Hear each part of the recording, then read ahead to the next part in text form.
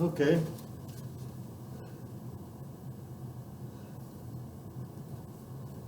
Now what I'm going to do, I'm going to teach the right hand, teach the left hand, how they work. We'll start with the right hand because the right hand's the easy one. So I've got my club there. What I'm going to do is remember my hands will go this way. I'm going to be in the slot, right? I'm just going to lay it right there. I'm going to let this butt stick out so you can see it. And the face is right there. You can look like that. See, it looks like it's open, doesn't it? This is something that I didn't know. That's why I got so confused with Hogan stuff. He says, yeah, I just slide it, I just fan it open. He's not fanning it open, believe me, because when the left hand's on top of it and this kicks in, because it's here, it looks like he's doing this, right? That's why he's got it right on plane, right? But when it gets the impact and the resistance hits here and the right hand kicks, boom, it's square. So it looks like the face is open, but it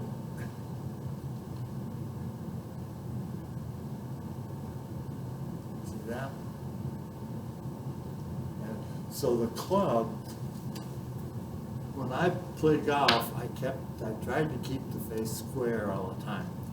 And I always wanted to see this field square all the time. That's why I didn't know how to get my hands back. And I ended up having kind of a Hogan thing because I couldn't get my hands to go through because my hands were cocking this way and not going that way, it was working this way. So then I had to go out and do that, kind of like I didn't know what I was doing. And sometimes I had it, and sometimes I didn't. That's why I couldn't figure out what I was doing all the time. So the guy comes to me and said, well, Hogan just takes the club, he just fans it open. See, now he's just fanning it open. And so I try to do that. That cannot work. Why? Because it's not connected up here. That's just a wrist thing. It's just a wrist thing. It has to be connected all the way to the shoulder. So now, can I fan it? No. But I can fan it with my shoulder. My shoulder can do it. See there? But I can't do it this way. And that's where I think probably 90% of players are trying to keep that square, and they're taking the wrong hinge. The hinge has to be on an angle up and down, not going this way and close. So this right hand, you can just lay it there. And now I've got my left hand there. I've got them put it right there. I got counterbalance. And then the club will just, I didn't do anything. It squares it up. So my whole life, I thought, oh, face open, how in the world am I going to get it back and get it square? All I have to do is counterbalance. And it squares it up. So when you do it with the right hand, what we're going to do is we're going to get in that position, and we're going to let just the right hand, we'll lay it through like I told you, just lay it right in there. And then we'll just let the club, see that? It's open. Oh, it's square. It's square. Not this way. Not this way. That way. That way. Now the right and left hand is up here. Now, shoulder is going to control that face. I'm not going to do this with my hands. I'm going to control it with this shoulder, and I'll be saying I'm fanning it. I'm not fanning it. I'll show you a part of Hogan on big magazine back in, I don't know how long ago, probably back in the 70s or 80s. And he says, yeah, this Hogan says, yeah, I just fan it open. Well, either he's lying to him, or he's just telling him something that he didn't. He knows what he was doing. He wasn't fanning it. He was rotating his left shoulder. That left shoulder. It looks like it's open, but it's not, because the momentum resistance and counterbalance, it squares up. So the left hand's a little bit harder. I don't have quite as much strength and control of it. So I got the butt out here. So I want it to do this, and then I want it to kick back. As long as this kicks back, it squares. If I try to hit it with my left hand, I'm going to leave it wide open. And I might hear one go over there. Maybe it's a good thing if I hit it over there and you say, well, see, I didn't get there. I didn't get the resistance there. And that squares it up. So I'm going to hit one-handed shots now.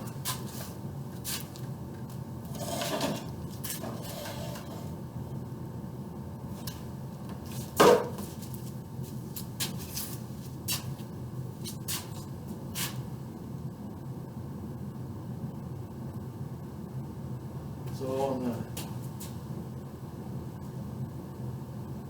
another reason why Mo had to sink behind, but we'll talk about that later. So I'm going to put on that angle, and I'm going to push this forward, and the club's going to, that's all it's going to do. Okay? Sit there. And there it goes. Don't worry about the follow through. Up and down. A little bit low on the club, so if I hit a square, I'll hit it in that hole up there. So you can do it. There you go. See the trajectory? Boom, right through it. The right hand. Now, I'm going to use my legs a little bit because that'll help me. Because I'm just doing it static with one arm. Doesn't work for me. I have to get my feet working with it.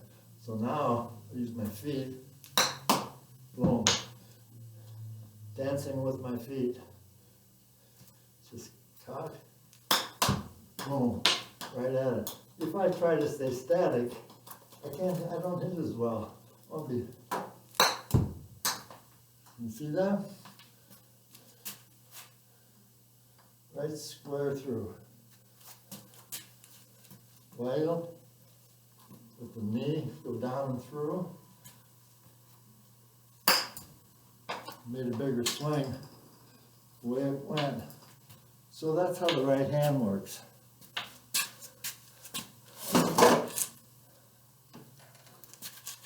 The left hand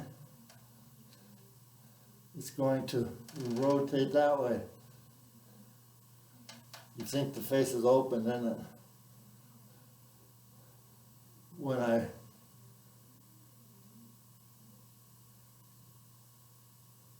square, when people do that, think, oh my God, I'm going to shank it. Your hands are going the wrong direction. It's upside down thinking. Don't worry about the face, just swing the butt. And if the butt's in sync, and the quant,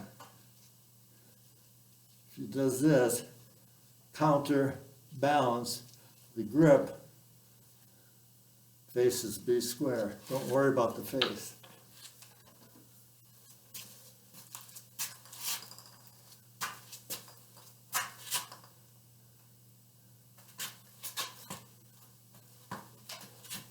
So I'm going to get my legs moving here.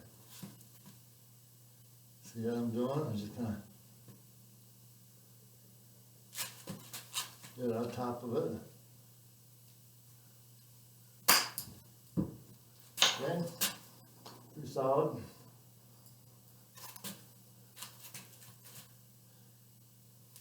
I like to get my rhythm going here.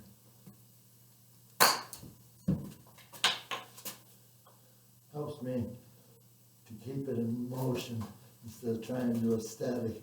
I'll go there. Here's my thing.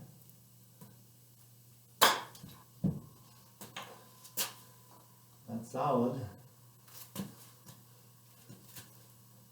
Boom. That's solid.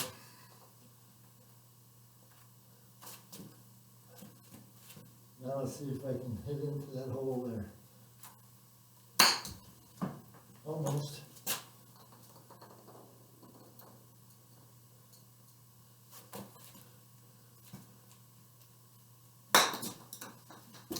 Shanked it.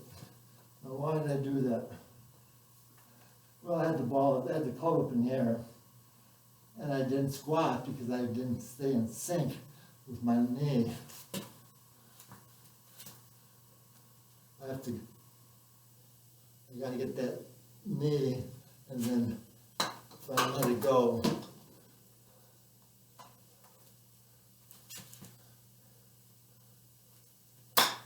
there it is right there.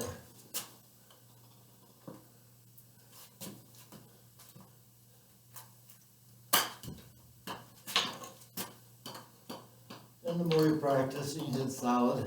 Takes time is obviously the hardest one.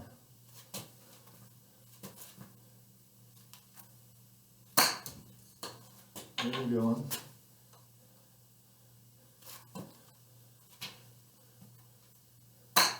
And there's a perfect one right there.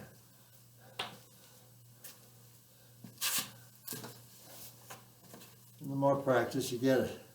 So once you're in sync here with these hands, they're working like this, then you got this center and squared up together, and you do the waggle. Basically, you've got a golf swing. You're going to have to finish the backswing and finish the release. But from here to here, you got it.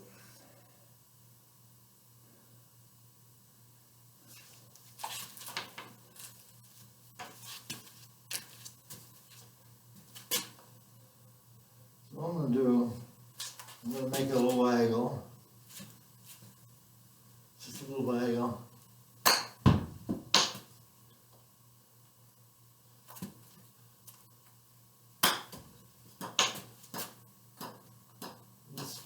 Right there, just square, right in the hole. Then I'll kick, go back a little farther, ready to go. There it is, right there. Just make it a little bigger. Waggle into the knee, into the knee. And we'll talk about this too, the downswing. And I don't do it exactly what Mo does. I like Trevino's way. When my friend Jerry Hurd win those tournaments, and his downswing went with the right knee. So I like to get that right knee connecting there. Make the waggle. Boom. All right. I can't follow through right up there, but I'll try to make a little bigger swing. Waggle. Now make a bigger waggle. Boom.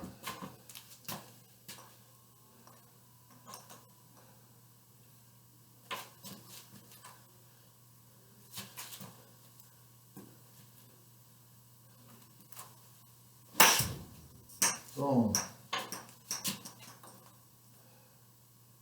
That was good. So you can see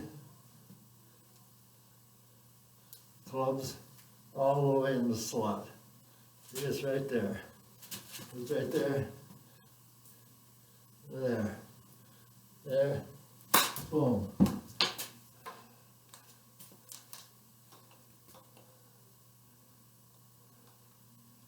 Okay.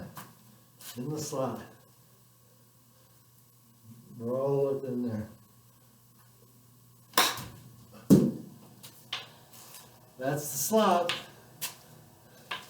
Talk to you later.